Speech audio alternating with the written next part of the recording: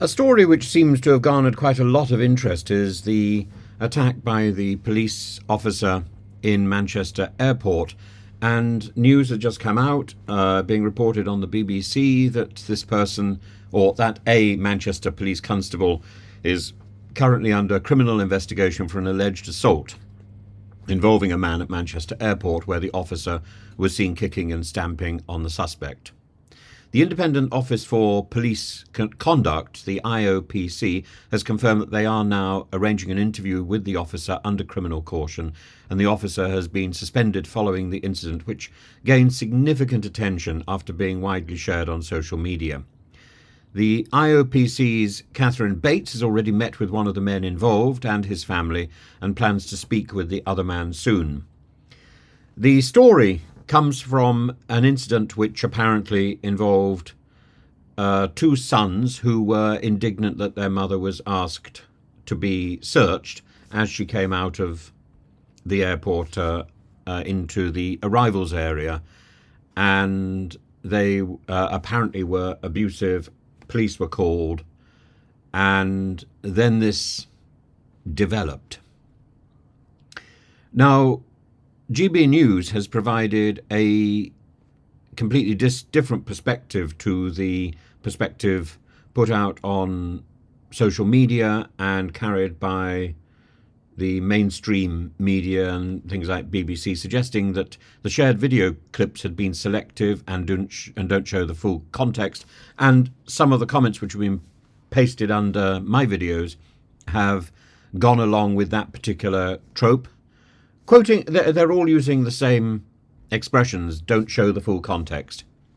According to GB News, which has never in fact published the full context, the initial confrontation began in a multi-storey car park at Terminal 2 around 8:30 p.m, where police were responding to a report of an assault.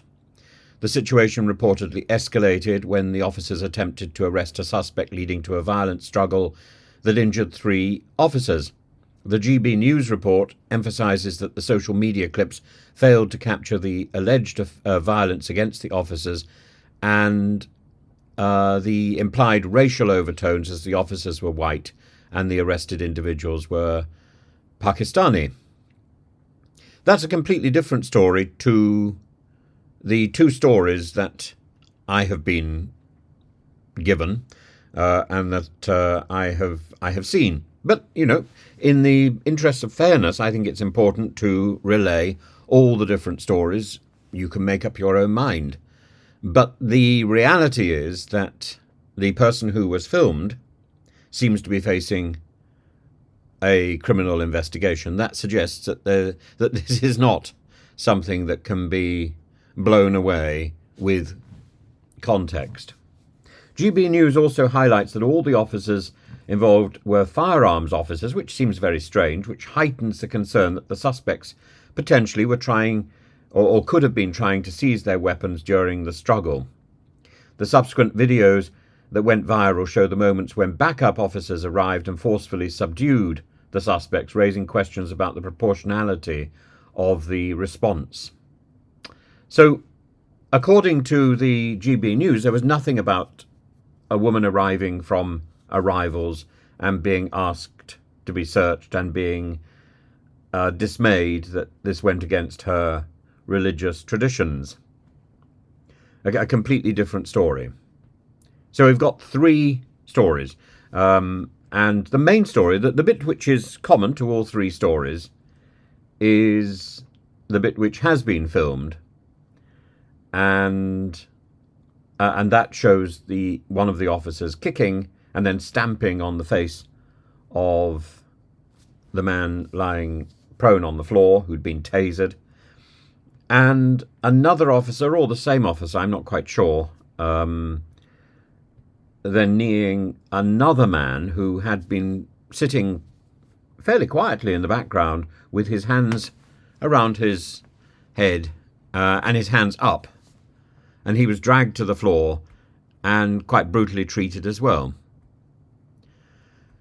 The investigation apparently is going to examine all available footage, including body-worn cameras and CCTV, determine whether the officer's actions were justified given the circumstances. Now, this is where I come in. And my argument has always been that whether the actions were justified or whether they were not justified, whether they can be justified after the event or not, the image which is given is not the image that the police want to present and not the image that the public expect of policing in Britain. One or two people in their comments have said this is the sort of thing that you would find in other countries. And absolutely, that's exactly the case. In fact, I witnessed police violence in other countries, and I was horrified. And I was told not to mind my own business and not to get upset about it. This is common, I was told. And that I should keep my distance from the police. Well, I didn't keep my distance, of course. I ended up interacting with the police at a later stage in one or two other countries where I actually taught the police English and quite enjoyed it. I think it's important to deal with situations as and when they occur, and to try on a long-term basis to try to civilize matters. If that's a matter of simply being exposed to another language, sometimes when people are speaking English, when people are speaking in a different language to the one they normally use, they start to think different ideas. They think things differently because they're having to sort of process them. It's about left and right brain stuff. And that's useful.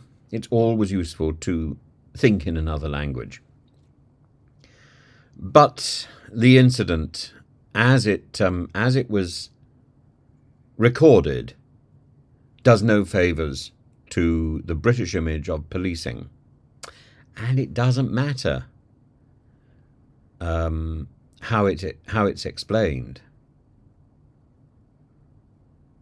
We actually need somebody to come forward and issue a formal apology from the police, because this isn't what we expect. If this is our future, heaven help us. And if the only excuse that can be raised is that the firearms officers attended an issue in a car park with people squabbling, then you've got to ask why were armed officers there? I thought armed officers were only called to deal with an armed emergency. I don't understand why there's a range of different stories coming out, except that there's a lot of people who seem very keen to exonerate the police. But the evidence doesn't look very good. And as I say, the real damage is to the image of policing in this country. The individual policeman,